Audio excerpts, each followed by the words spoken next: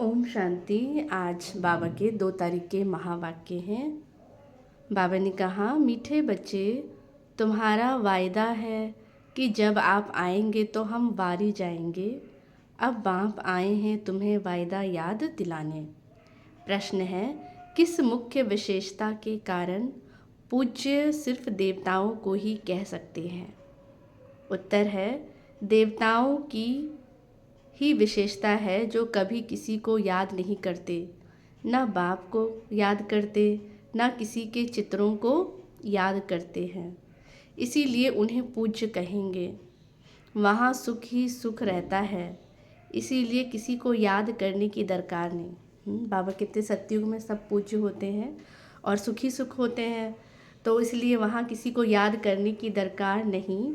अभी तुम एक बाप की याद से ऐसे पूज्य पावन बने हो जो फिर याद करने की दरकार ही नहीं रहती। धारणा के लिए मुख्य सार। फर्स्ट पॉइंट, स्वयं को श्रेष्ठ बनाने के लिए बाप की जो श्रीमत मिलती है उस पर चलना है। दैवी गुण धारण करने हैं, खान पान चलन सब रॉयल रखना है। सेकंड पॉइंट, एक दो को याद नहीं करना है, लेकिन रिगार्ड जरूर देना है। पावन बनने का पुरुषार्थ करना और कराना है। वरदान, नीरस वातावरण में खुशी की झलक का अनुभव कराने वाले एवर हैप्पी भव। एवर हैप्पी अर्थात सदा खुश रहने का वरदान जिन बच्चों को प्राप्त है, वह दुख की लहर उत्पन्न करने वाले वातावरण में, नीरस वातावरण में, अप्राप्ति का अनुभव कराने वाले वातावरण में सदा खुश रहेंगे और अपनी खुशी की झलक से दुख और उदासी के वातावरण को ऐसे परिवर्तन करेंगे जैसे सूर्य अंधकार को परिवर्तन कर देता है।